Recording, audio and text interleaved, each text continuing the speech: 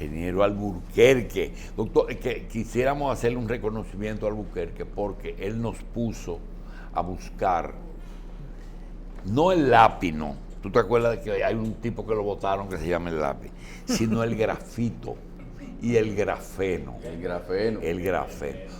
Ingeniero, sin que ese sea el tema. Y tiene tantos, va a tener tantos usos. Es el material de Dios. ¿Cómo que usted le dice? El material de Dios. Esa es la materia prima con que Dios Claro, hizo todo. porque se produce en películas microscópicas, en micrones, y entonces en haces atómicos. Y por eso entonces tiene una dureza casi infinita comparado con los otros metales y una serie de propiedades que... Más duro que el diamante. Claro que sí, pero al Tiene mismo tiempo tiene más dureza flexible. y flexibilidad a la vez. Más flexible.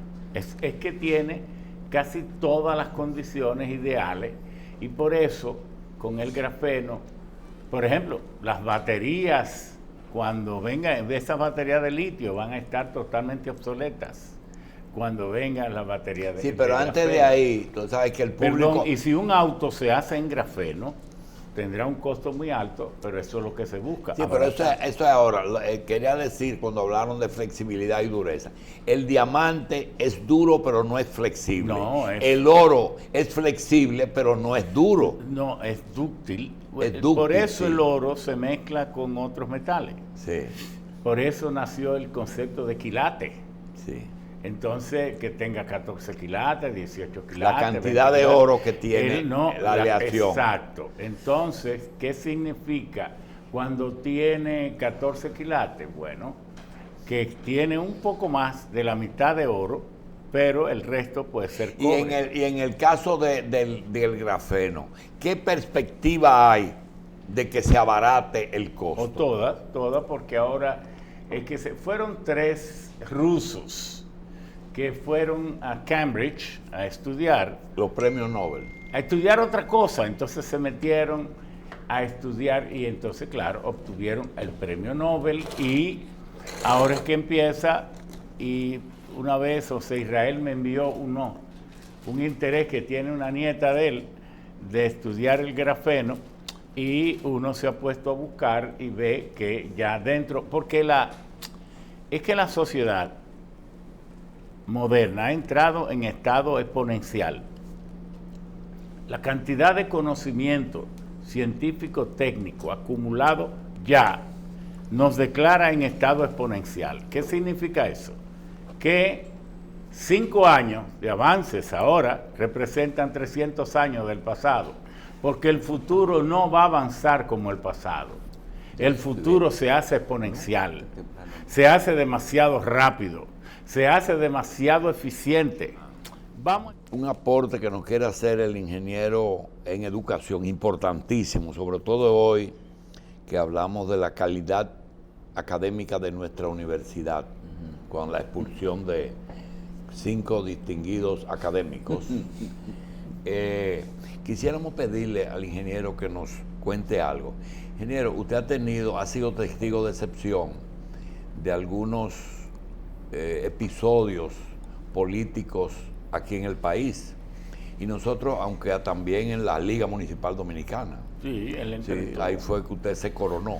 Nosotros quisiéramos que usted nos diga, cuando hablábamos de la iglesia, hablábamos de los votos que hace un sacerdote, obediencia, castidad y pobreza. Sin embargo, cuando eso se transmite a otras áreas, como por ejemplo los militares, es más serio porque el militar no es deliberante, ni siquiera puede votar. Un sacerdote no pierde su condición de dominicano o de nacional de un país, puede ejercer el voto. Pero como legislador, lo que se llama es disciplina de partido, o como funcionario. Antes se llamaban secretarios de Estado porque eran subalternos. Leonel le puso ministro, pero siguen siendo secretarios. Yo quiero preguntarle, ¿cuál es el compromiso de un legislador con su partido? ¿Es deliberante o todo proyecto debe de ser sometido al partido para que el partido diga apoyamos o no permitimos eso, o te dejamos por la libre.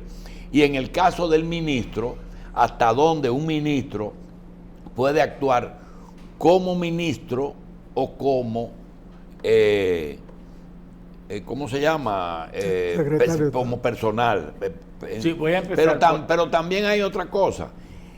Hoy dice que alguien desmiente el pronunciamiento de un profesor de Ucamaima, en que se da por descontado que lo que él dijo, lo dijo la universidad, que usted sabe de la importancia de cuando una universidad hace un informe y cuando es un profesor. Háblenos de esa obediencia o disciplina. Empiezo por lo último, la universidad. La universidad es un centro crítico de pensamiento, si no, no tiene sentido.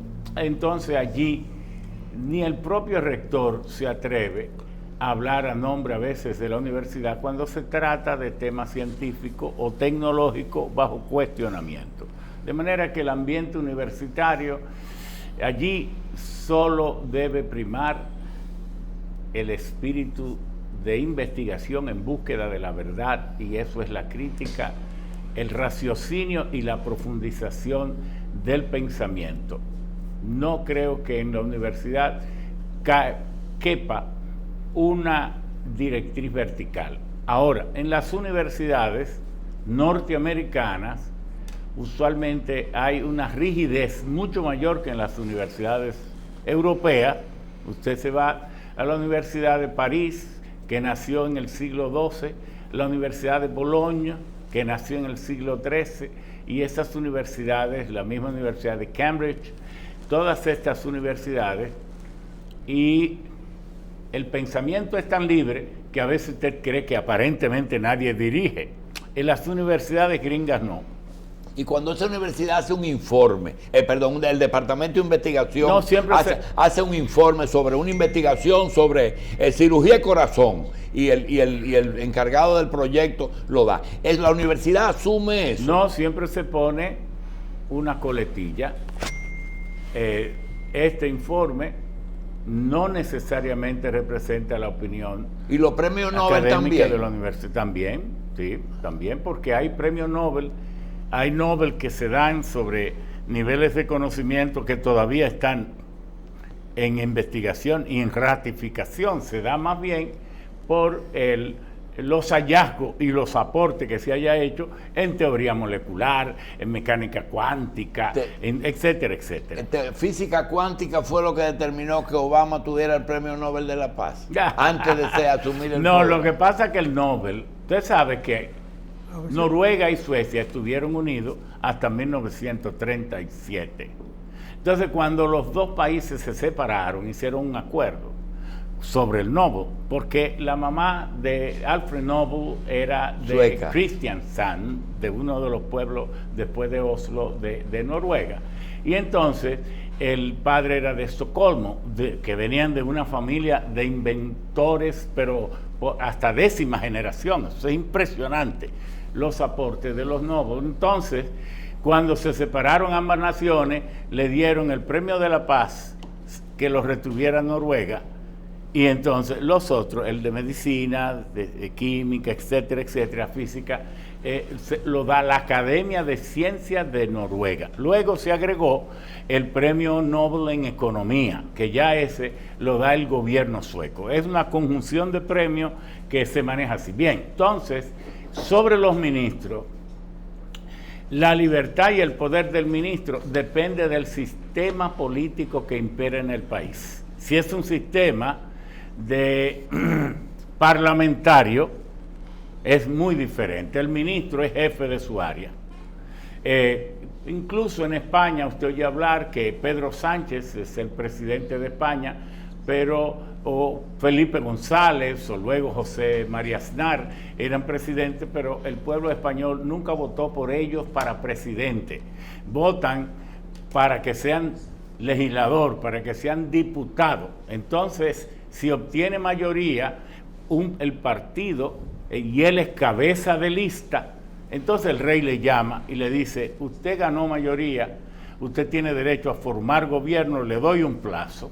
y cuando él piensa que tiene ya reunido, España tiene 355 miembros del Congreso de los Diputados, que es como se llama allá la Cámara de Diputados. Existe el Senado, pero el Senado es le llaman le deuxième chambre, como le llaman los franceses, la segunda cámara, que no es la que ejerce el poder.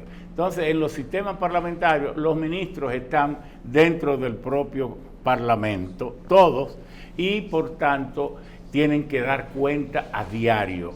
En cambio, en los sistemas presidencialistas, España es una monarquía parlamentaria, como lo es casi muchas de las naciones europeas, pero tenemos Estados Unidos, que es un modelo de país donde el presidente es jefe de Estado y jefe de gobierno, pero donde el Senado tiene unos poderes muy especiales, heredados de cuando eran las 13 colonias, y cada colonia era propiedad privada, no del Estado ni de la corona inglesa, sino eran compañías, como por ejemplo Massachusetts, que se fundó en el 1933, John Winthrop la fundó, y eso se llamaba The Massachusetts Bay Company, una compañía privada que tenía 1,000 socios. O Pensilvania, que tiene mucho que ver con nosotros, porque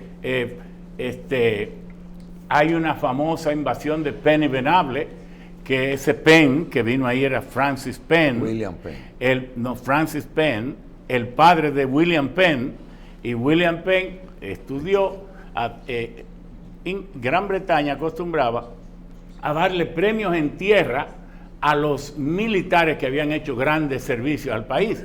Y entonces Francis Penn vino enviado por la corona para que le quitara a España todas las islas del Caribe, y le quitó casi todas, le quitó Trinidad y Tobago, Jamaica, Barbados, Saint Kitts, todo eso. No le quitó República Dominicana por esa leyenda que tenemos de que una invasión de cangrejos, creían que era un ejército grande, etc. Entonces, así se fundó Pensilvania como una empresa que la fundó, compraron tierra, y Penn, el hijo del que vino aquí, entonces le puso su nombre, Penn, y Sylvania, que significa bosque frondoso. Y entonces, en el Congreso.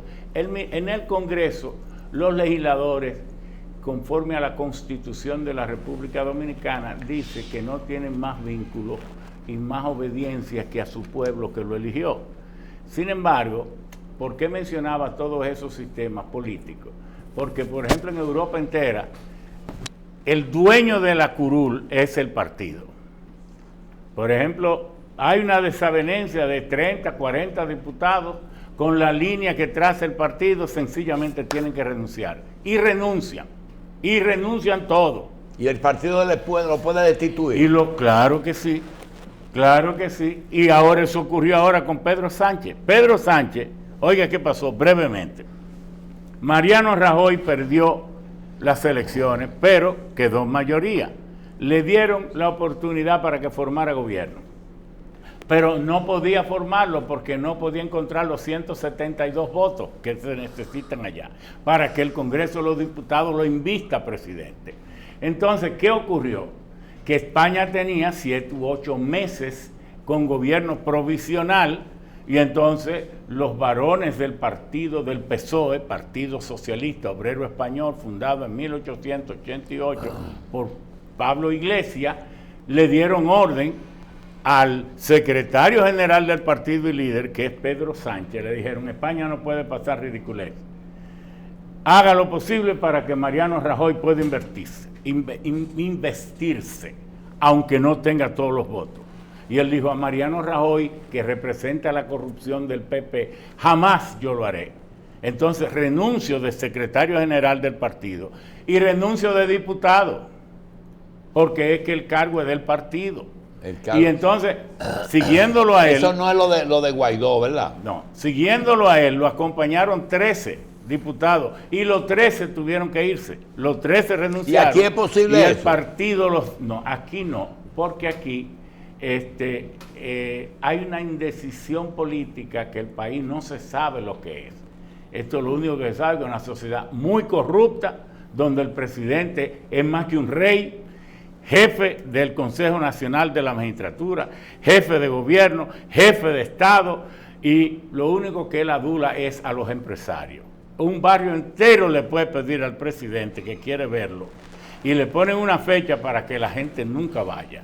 Pero si Pepín dice, quiero ver presidente, al otro día está Diadulón desayunando con él, imponiéndole un desayuno.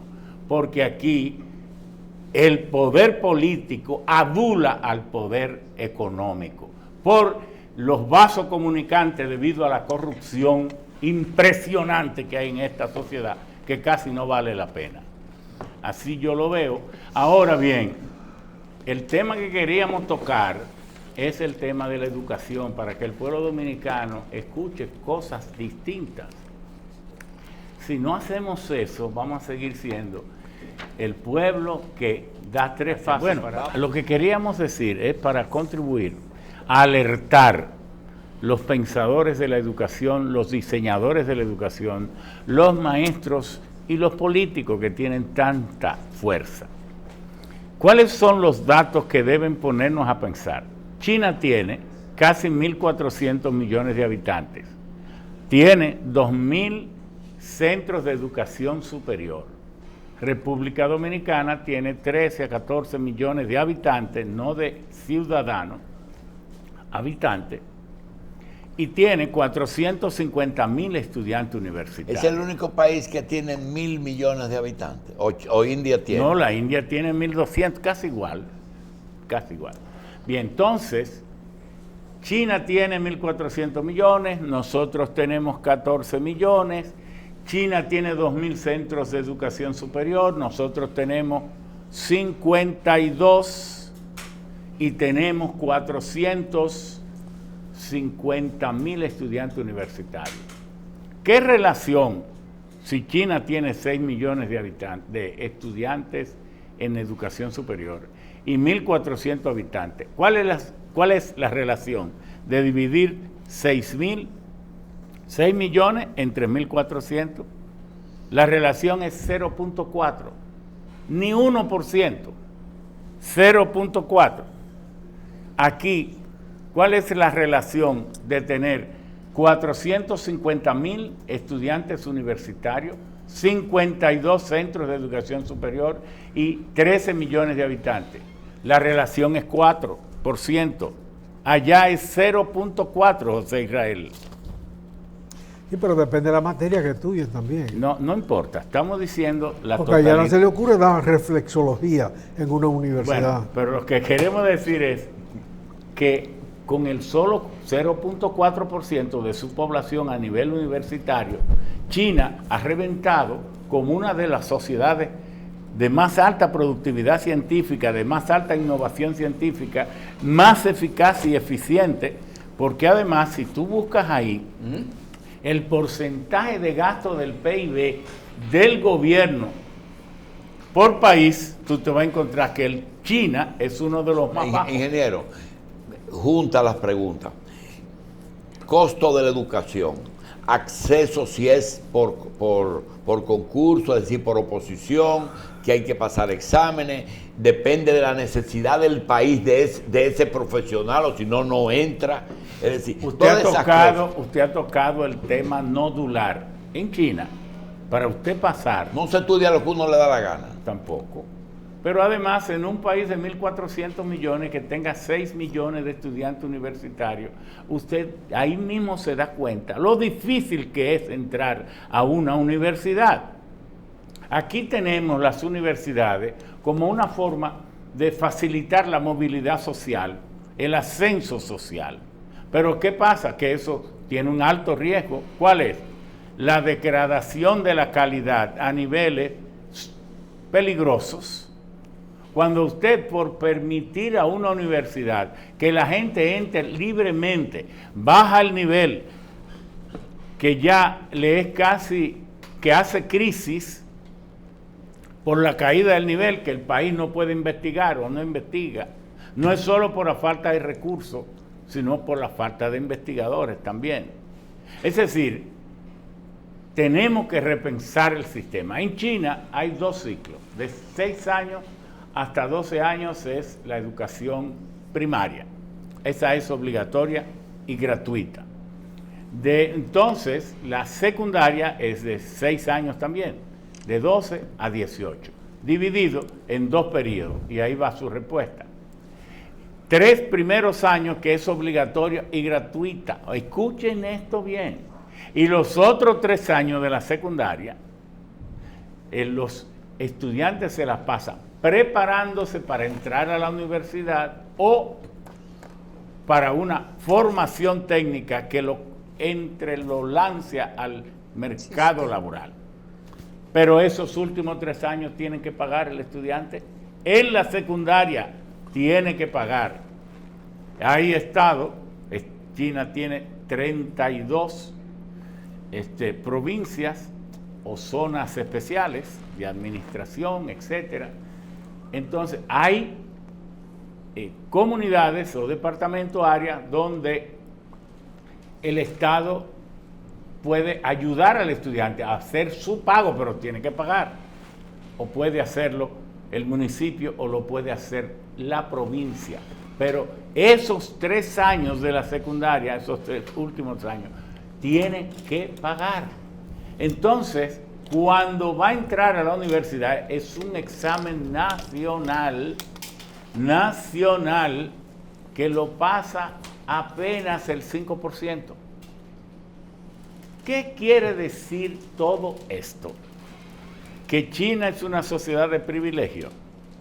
No, porque China ha saltado a ser una de las sociedades donde ha sacado casi ya la totalidad de su población de la pobreza crítica, donde en 40 años se ha colocado en competencia con las potencias económicas más grandes del mundo. Entonces, el sistema funciona. El nuestro, cada vez que nos hace un examen, aún después del 4%, y he oído a José Israel fundamentalmente criticar esto, los resultados que se tuvieron de esos exámenes, de esas pruebas, resultados en matemáticas. Entonces, ¿el totalitarismo es bueno? No estamos hablando de eso, porque ¿Cómo pudiéramos, que no? No, porque podemos, ahí se hace lo que dice el gobierno. Porque podemos escoger a Suecia, podemos escoger a Irlanda, podemos escoger a Noruega y tenemos resultados iguales, parecidos. Podemos tomar a Singapur con resultados parecidos. El caso es que tener 450,000 estudiantes universitarios, el 4% de la población en las universidades, y tener los resultados que tenemos, no es como para estar riéndonos, creyendo que vamos progresando, sino esto hay que reflexionarlo. Bien. Porque no es posible que tengamos resultados tan indeseables con una participación humana tan enorme, y entonces países que tienen unos resultados tan excelentes. Di lo que tú querías mencionar. No, que yo estoy viendo el mapa aquí, dice que, por ejemplo, por ciento del Producto Interno Bruto de China es 1.91% del PIB dedicado a educación, pero que un 1.91% de todo el volumen de producción y el tamaño de la economía de China. No, cuando es porcentaje no importa, puede ser 100 o puede ser 100,000, porque todo es relativo. Es decir, que tú sabes que ahí no hay corrupción. No, claro. Pero China, yo lo que veo cuando yo aquí del 4% han salido ya 2 candidatos a la presidencia con las campañas políticas más generosas y más derrochantes del mundo. No, el mapa es del Banco, tiene datos del Banco Mundial, y aquí lo que dice que aquí no lo ponen 4, lo ponen 3.74%, porque parece que ellos hacen un cálculo segregando lo que es el destino final de lo que son. Sí. ¿Y no es más fácil para países como el nuestro delimitar la carrera que necesitamos debido a los bajos presupuestos? No, yo lo que quiero llamar la atención es a que no hay sistema educativo que alcance excelencia sin rígida supervisión. No hay sistema educativo que alcance excelencia sin sistema de medición de la calificación del mismo proceso. ¿Cuán eficiente es? ¿Cómo aprende el estudiante? No necesariamente el maestro enseña, el maestro motiva la enseñanza. Entonces, eso es lo que nos está faltando. Creemos que por tener universidades con mínimos requisitos de ingreso, con eso nosotros estamos promoviendo el ascenso social. Y entonces, como la calidad, la enseñanza sin calidad no tiene mucho éxito, entonces lo que estamos es afectando tanto la calidad de la enseñanza y a final de cuentas el resultado no es el que deseamos. Queremos plantearlo así, de manera respetuosa, para que la gente no se sienta, como un tema que llega tan hondo a cada cual, no se sienta ofendido. Sí, pero hay algo que comenzó Lilian, creía que era por ahí. La Universidad del Estado es una obligación el que el Estado supla educación superior. Eso no tiene discusión. Ahora, cuando seleccionan las profesiones que se enseñan en universidades, se supone que hay un acuerdo nacional de que el Estado supla lo que necesita para su desarrollo, en todo sentido. Ciencias de la salud. Tú no puedes decir, el que quiere estudiar medicina, que se vaya al sector privado. Tú no puedes decir, ya hay muchos abogados que se vayan a universidades privadas, porque el derecho y la medicina, el Estado está obligado a mantenerlo en su universidad. Ciencias agronómicas, lo mismo. Pero ¿existe alguna escuela que esté de más en la Universidad del Estado? Porque tú no puedes seguir todos los años diciendo el presupuesto no alcanza. No, la Universidad del Estado debe tener en lo posible todas las carreras, por una razón.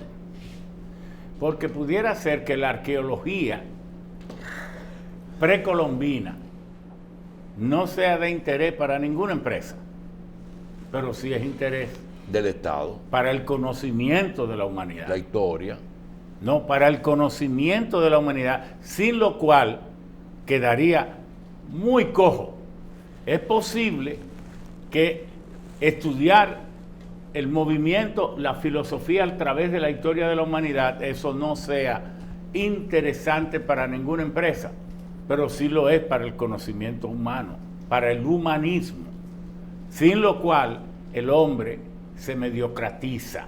Entonces, eso debe, y hay que agradecerle a la Universidad del Estado que tenga esas carreras.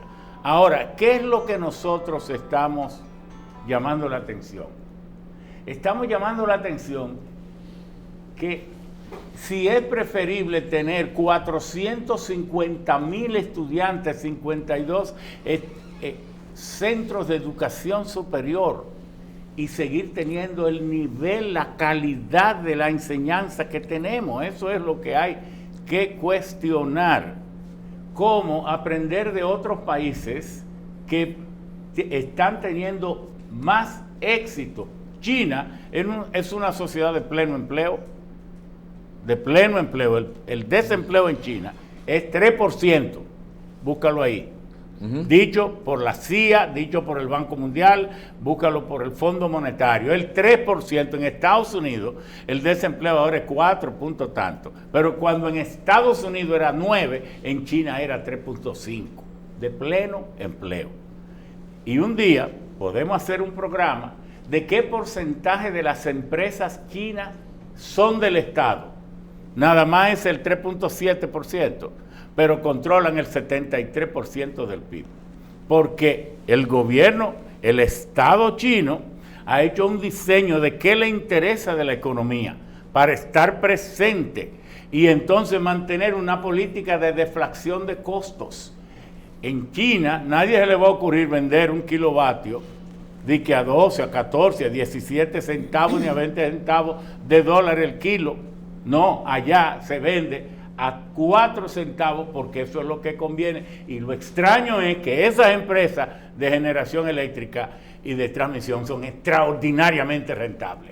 Ingeniero. Pero eso va acompañado con un conjunto de soga para ahorcar los ladrones. Ingeniero. Ese es el problema también, ¿sí? Mire, entonces, partiendo de su posición, prácticamente lo que está haciendo Infotec es lo que debería estar haciendo la Universidad Autónoma Oiga, de en un Santo Domingo. 90% la educación tiene que ser del tipo de Infotep. Técnica. Yo participé en la concepción y la aprobación del Infotep, me siento orgulloso. Y fue don Antonio Guzmán que en 1980, en su gobierno, aprobó y le dio el mayor estímulo al Infotep, obra maestra de la política dominicana. ¿Por qué? Porque un profesional, por ejemplo, un ingeniero eléctrico, puede dirigir, supervisar, porque ya los equipos de hoy, que son casi todos tienen altísima tecnología, que tienen una serie de controles digitales, vienen sabiendo, es antes un ingeniero eléctrico, compraba la planta y lo otro tenía casi que hacerlo él, los controles, la cuestión, todo esto. Ya no, ya las plantas casi vienen sabiendo. Los ingenieros de sistemas, que los ya, ingenieros de sistemas. ya hay un programa hecho para todos. Cuando usted manejaba una computadora, un centro de cómputo antes, yo que soy ingeniero químico y diseñaba una columna de destilación de petróleo, usábamos tarjetas que se perforaban y teníamos que usar 40,000 tarjetas y 100,000 tarjetas, una por una, para poder diseñar. Hoy una computadorita que cabe aquí, un poquito pequeñita, puede hacer eso. Entonces el trabajo de hoy del ingeniero graduado en la universidad es mínimo. La profesión adecuada para la mayoría de la población. El genio enciende la chispa del avance de la sociedad. Es como el profesional es el punto máximo de conocimiento práctico y de realizaciones del tecnócrata, de la ciencia y la tecnología. Pero quien hace el trabajo son los capitanes de mando de empresa. Y esa gente se gradúa en Infotep. El país hay que llenarlo de centros como el Infotep.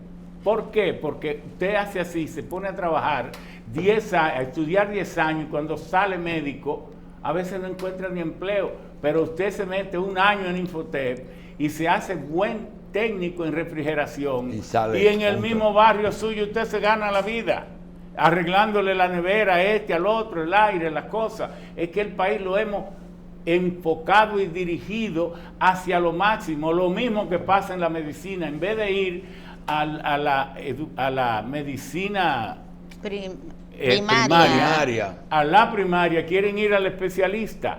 Entonces atiborramos al especialista y hacemos muy cara el ejercicio. Se van a primera consulta con el especialista. Exacto. Ingeniero, gracias por estar aquí. Muchas gracias. Nos vemos, hablan los sabios, ¿verdad? Bueno, no, nos vemos el martes. Hablan los sabios.